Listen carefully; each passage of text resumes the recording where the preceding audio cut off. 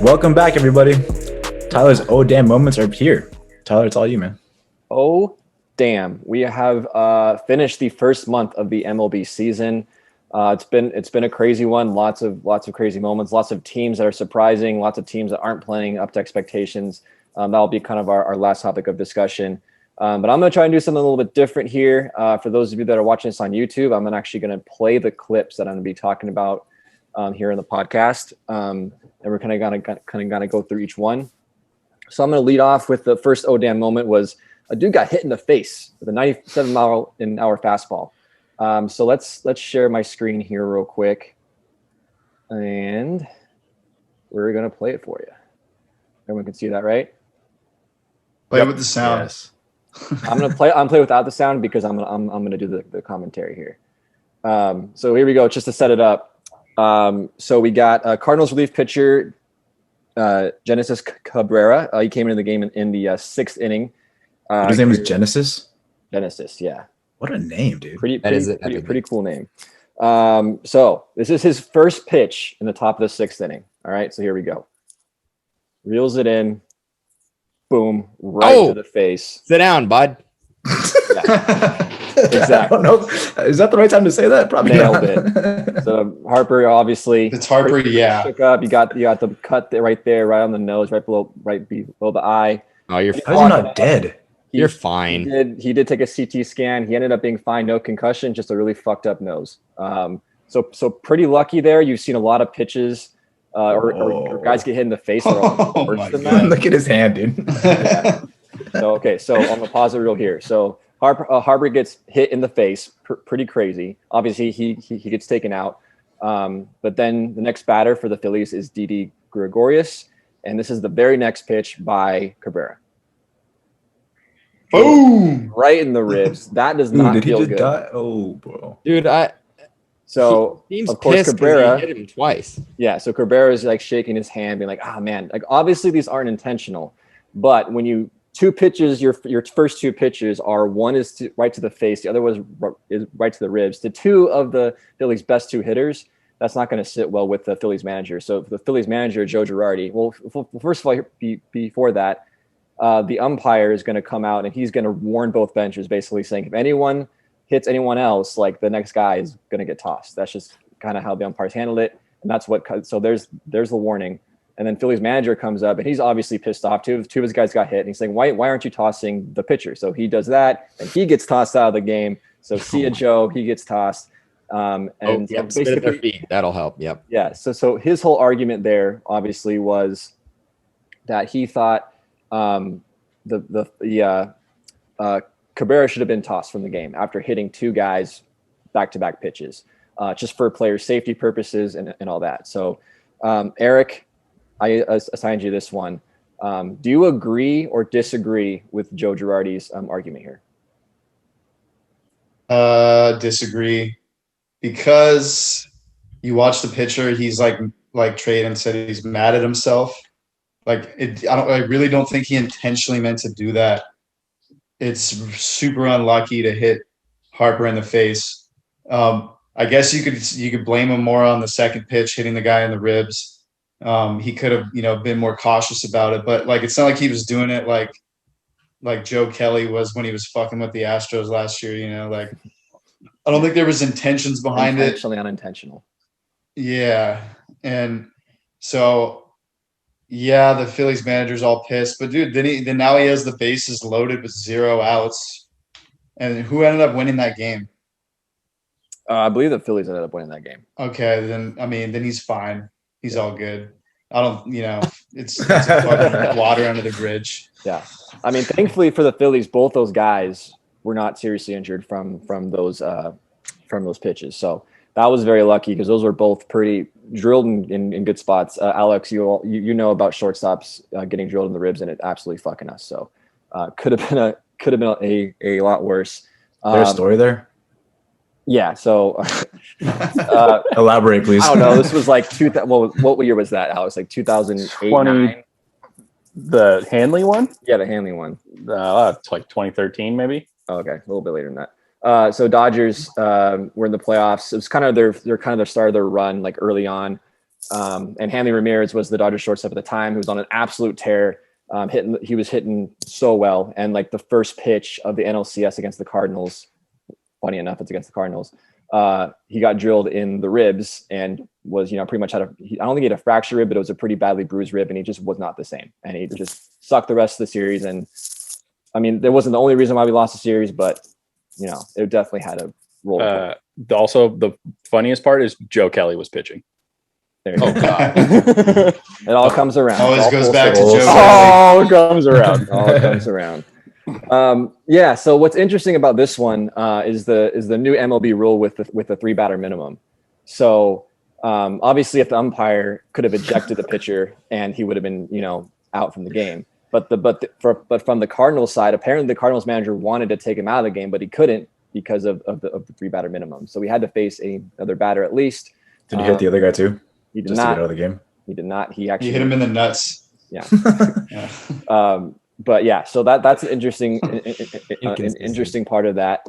But yeah, I agree with you, Eric. I think there's just and as unfortunate as it was just a lack of control. There was no intent there, and I think if there's no intent, even if a pitcher's wild, he should be able to pitch to his ability until the manager decides, okay, that's enough. Like, we need to pull him. He doesn't have command.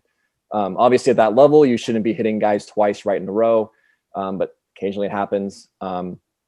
So that was just an interesting one that I thought. Obviously, glad both guys are okay from those hits, and hopefully Cabrera can learn to control his fastball a little bit better. All right, moving on to my second oh damn moment. This one's a little bit more of a fun one.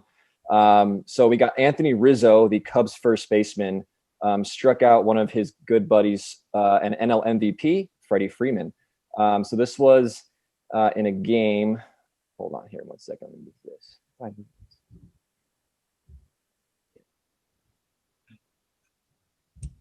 There we go. Okay. That bit. All right. There we go. So obviously this is a blowout by the Atlanta Braves. It's 10-0, 7th inning. Anthony Rizzo. So typically in blowouts and stuff, and if the team doesn't want to, burn some of their pitchers, or if they're already kind of burnt out, they'll just use a position player that can handle himself out there on the mound and just throw him out there and just get some outs. So Anthony Rizzo, all-star first baseman, faces his buddy Freddie Freeman, and it's pretty funny. So we're going to watch the whole at-bat here. I'll mute it.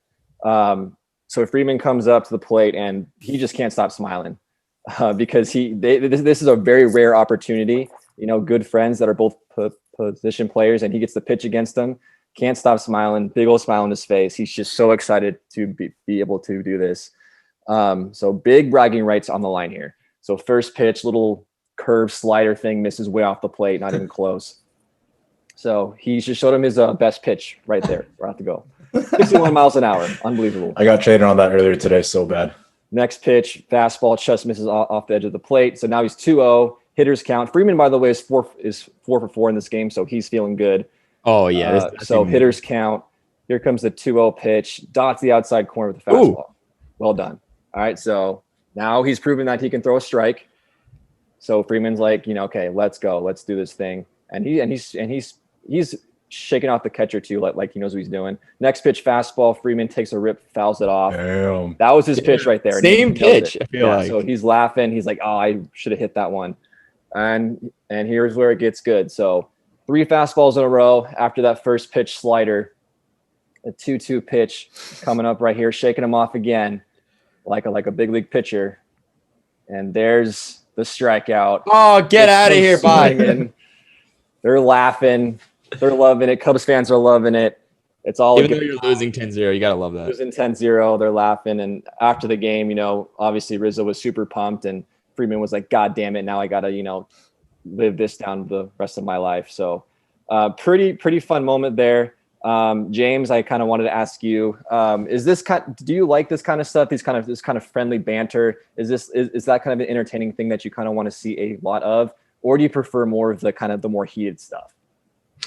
Before I answer that question, did you guys see that clip a couple weeks ago of the same players, Rizzo and Freeman? And Rizzo was chasing down Freeman. He was going back. It's like he was stuck in a pickle. He's going back and forth. And then Rizzo was just like, Frederick, Freddie, the entire time. And it was hilarious. I love that stuff.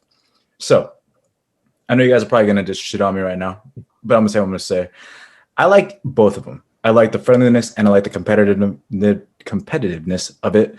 I like both of them put together. As human beings, you have different emotions, and there's different times when one seems better than the other, and there's a bunch of different variables that come along with that. And so what might seem great in one moment may not seem as great in the next moment. So I kind of want to like go more into depth in that and go into the pros and cons of both, right? So for a friendly matchup, what we just saw, what did that make you guys do? That made you guys laugh and it made you guys smile. And honestly, what are they doing out there on the field? They're having fun. And that's what gets you into sports to begin with. It's not really the competitiveness of it. It's when you're a kid, it's you play sports to have fun. And so it brings it back to your roots. It brings it back to something that you had deep down before it evolved to something that was a moneymaker, before it evolved in this competitive, like, I got to beat out everybody else thing, you know? And it allows you as a human being to kind of take a break from that, because life in general is competitive. Like trading in the business world has a competitive life. I mean, you as an AT, Tyler, you got to be better than the other AT, or else you don't have a job. Alex has to be really good at selling beers, and that's the fact of the matter, you know? Watching that allows you to take a break from that and enjoy the moment instead. Just because they're friends, it doesn't mean they're not trying their best. Like you said, bragging rights. Anthony Rizzo's trying to strike him out, and Freddie Freeman's trying to go 5 for 5. Anthony Rizzo won that one. He's going to have bragging rights for the rest of his life. They're not trying. They're still trying to compete, but in a different way. On the flip side of that, competitive. You know, I love heated battles. I love the rivalry next. Like we talked about rivalries last week, and I love those too. They're great, but there's a time and a place. If there's a rivalry in place, like the Niners and the Seahawks, then yeah, dude, go talk your shit. Go do the best you can and destroy them. Honestly, if I wanted to seem like super cool and super masculine, I would say competitive hands down every single time, but that's not simply the case. Like toxic masculinity predisposes to be like, hell yeah, fuck yeah, sports, compete, make sure that nobody else wins but us. But that's tiring. That's not life. It's not something that you can do all the time. It has its place in its time, and it's cool to watch friendships bloom and how to see these friendships competing against each other in a different light than we normally see. So in conclusion, there's a time and a place. I love both of them, but sports are sports, and I love it. That's a fact of the matter there. Really quick, Tyler, if you don't mind. First of all, I thought it's probably a little too tummy sticks for me, but I like it because it's funny. I think it's getting a little too much that way. Anyway, what I wanted to ask you baseball guys, because I think it was funny. I loved it. How much shit is that batter getting by his own teammates? How much shit is he getting as soon as he gets back? Hear the end of it for the rest of his career. Every time that they play the Cubs, they're gonna be like, oh, remember that time that the first baseman struck you out or whatever. I mean, for the NL MVP, this isn't just some any Joe Schmo up to the plate. This is the MVP, the best hitter in the National League last season, and he gets struck out by a position player. That is not an easy thing to live down. So yeah, he's going to hear it the rest of his life. Love it. And I loved your answer, by the way, James. That was really good. Yeah. I agree, James. I think, like you said, there's a time and a place for both. I think in this situation when it's already a blowout, you got two friends that have a chance to do something that they're probably never going to do ever again, right? Rizzo's going to pitch to his friend. You got to have fun with it. To me, between those friendly kind of confrontations and the heated ones, it's like hot chocolate and chocolate milkshakes, right? They're both chocolate. You both drink it. One's just different than the other, but they're still delicious. And it's just whatever you're in the mood for, right? So that was my analogy. James's answer was way better than that. But all right. So moving on to my third oh damn moment. It's kind of two mixed together. So we just had the little friendly. So now we're gonna get a little more heated here. So we had two incidents of bench clearing moments in baseball last week. Both were incited by a pitcher kind of showboating and celebrating after a big strikeout. So the first one here is between the Mets and the Phillies. Phillies pitcher Jose Alvarado is pitching here to Mets outfielder Dominic Smith. As you can see in this game, the Phillies are up by a run. It's the top of the eighth inning. This is a big moment. There's runners on second and third, 2 outs, 3-2 count. Huge moment right here, right? So this is a big moment for the Phillies here to get the punch out. A big moment for the Mets here to go ahead. So here's the pitch. Here we go. Let's go. There we go. Struck him out. He's pumped, fired up. yelling. Then he starts yelling at Dom Smith. He's yelling at him, and then the gloves come off, kind of like in hockey, right? They're about to go at it, but here we got guys getting in between, and the bench is clear, and everyone's trying to calm each other down. Classic. And that's just pretty much how that one went. Jose Alvarado actually got suspended 3 games for this. Dom Smith. Yeah, and Dom Smith, and also I can't remember the name of the a Mets reliever. The next inning hit Rhys Hoskins of the Phillies in retaliation. He did not get tossed, but he did get fined. It's another perfect example of MLB's really inconsistent suspension policies, which I think are kind of bullshit. But there's that one. All right, so that one's that one, and then we're going to go on to this one between the Cubs and the Reds. So this one's a little bit different, and I want to preface this by saying there's a little bit more history to this one. So Reds pitcher, this relief pitcher, Amir Garrett, he has some beef with Cubs infielder Javier Baez. All right, so he had a very similar situation where he struck him out in a big moment a couple of years ago and kind of pimped the strikeout, and it led to a benches clearing, a little bit more of a scuffle, I would say. So that was a couple of years ago. So there's already some kind of history between Amir Garrett. Honestly, I think Amir Garrett has a lot of beef with a lot of people, but with Javier Baez specifically. So now here he's facing Anthony Rizzo. Welcome back to the conversation, Rizzo. And again, a really tight game. The Reds are down 3-2 here in the 8th inning. The 1-2 pitch coming up here. Oh, sound off. There you go. Slider right there. Good pitch. Strikes him out. Garrett's pumped. Chirping. You get a nice pitch there, and then he just keeps going at it. So first he's pounding his chest, saying that's what I'm talking about, and then he's yelling right at the Cubs dugout. Umpire's like, let's go. And then he just this eye roll. I love that one. He just rolls his eyes like, oh, okay, here we go. Now the benches start to clear. Javier Baez is being held back from Amir Garrett, and they're trying to go after it. So kind of same thing. So just pitchers, kind of pimping a strikeout there, and it leads to this kind of bench clearing incident. So far, there hasn't been any fines or suspensions from this one that I've heard of, but we'll see. That will probably change just based on MLB's whole history here lately. So that was that one. So a little bit different, but kind of 2 similar situations here. So Eric, I wanted to ask you about this one. Traden. Sorry, I'm asking you about this one. This kind of brings up an interesting point. We're trying to bring more fun in the game, a little more flair. Guys that can show personality and have fun and kind of celebrate more without any kind of penalty, right? So it seems like baseball is starting to be okay with bat flips, right? So you hit a home run, bat flip. That seems to kind of starting to be a little bit more of the norm and more accepted. So now in pitchers in this situation, right, should they be able to chirp and kind of scream and do what they want to do basically the same thing, but for a strikeout for against a hitter? Kind of what are your thoughts on that? Yeah. So I believe I'm the perfect person to be answering this question, because you asked me a very similar question, but opposite, back in, I don't know, like in the middle of summer, on Tatis and his bat flip. And I have the same answer.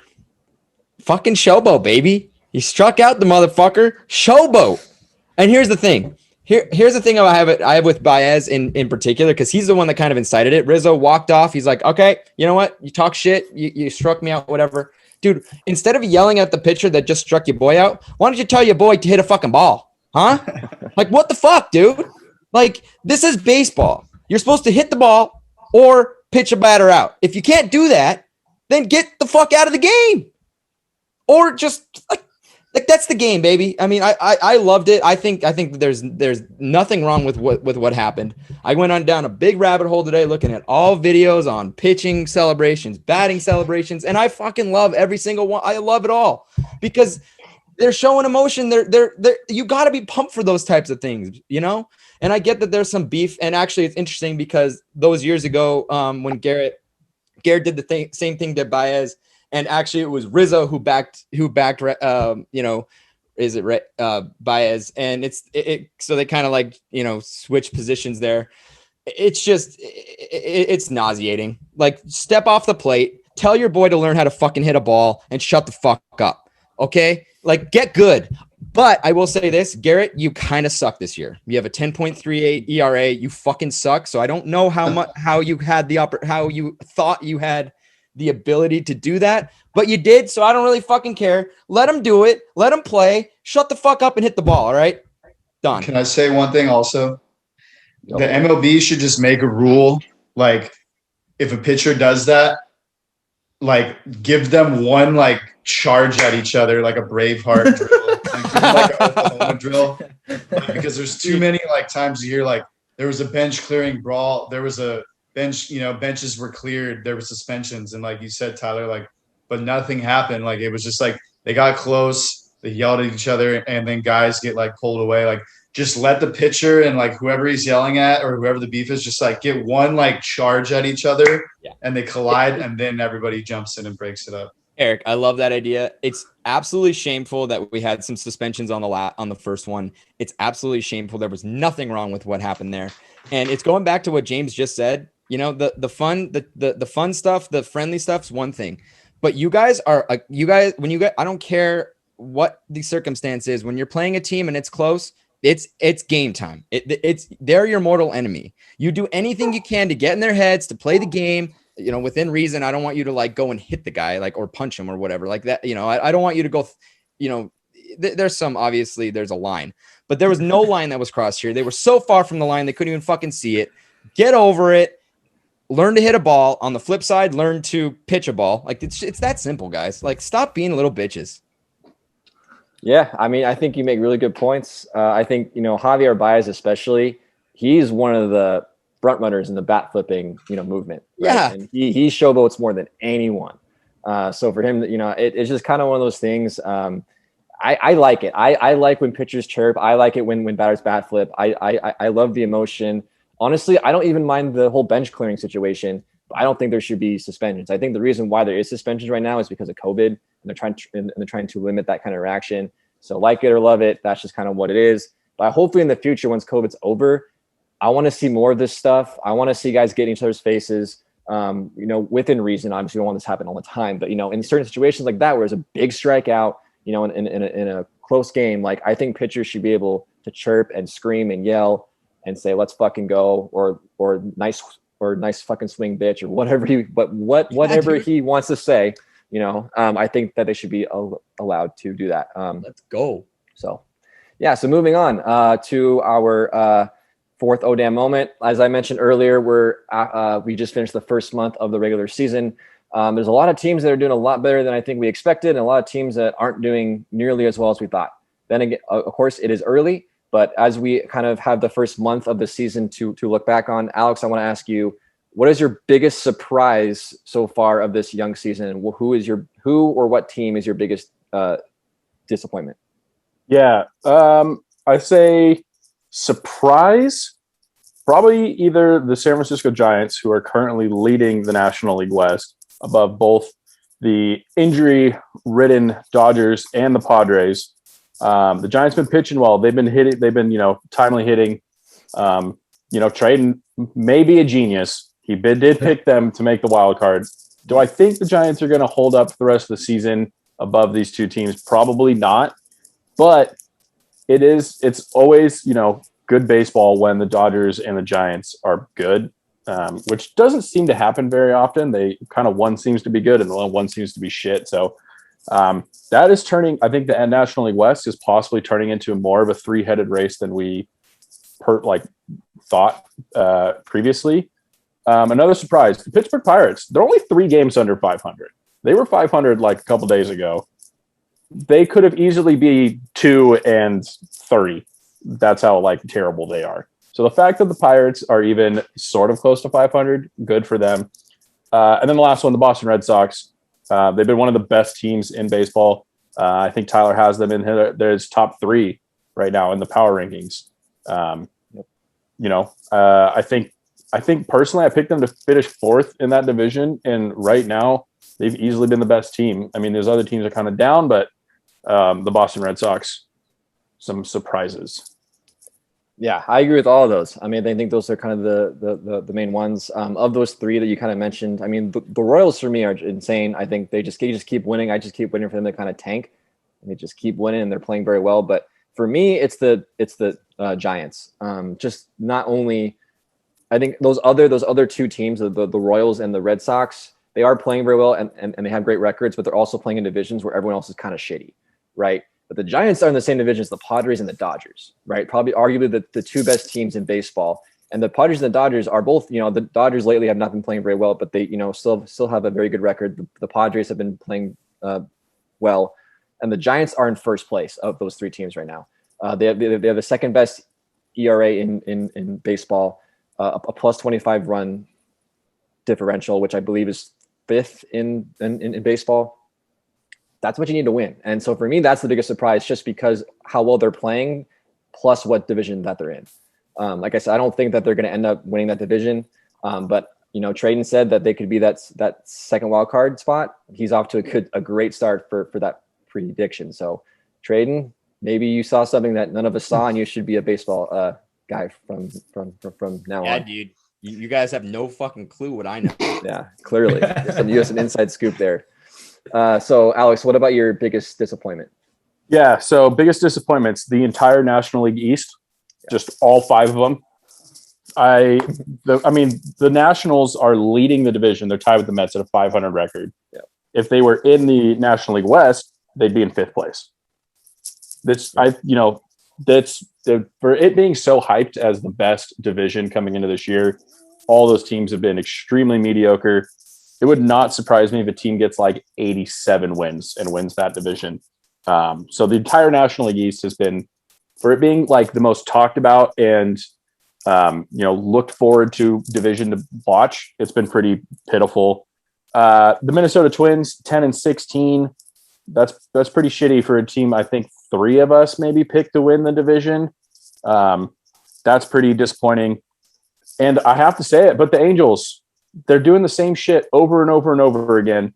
You have three of the best hitters on the planet, and you have a team ERA close to 5.